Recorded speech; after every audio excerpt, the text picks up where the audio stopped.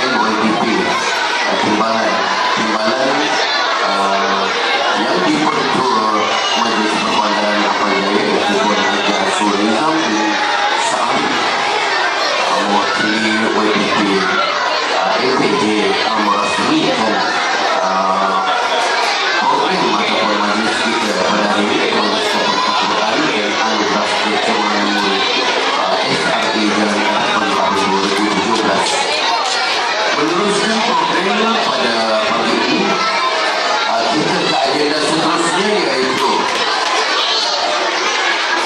penyampaian hadiah dan sijil. Dimulai dengan tokoh pelajar. Tokoh pelajar ini adalah pelajar yang telah pun disaring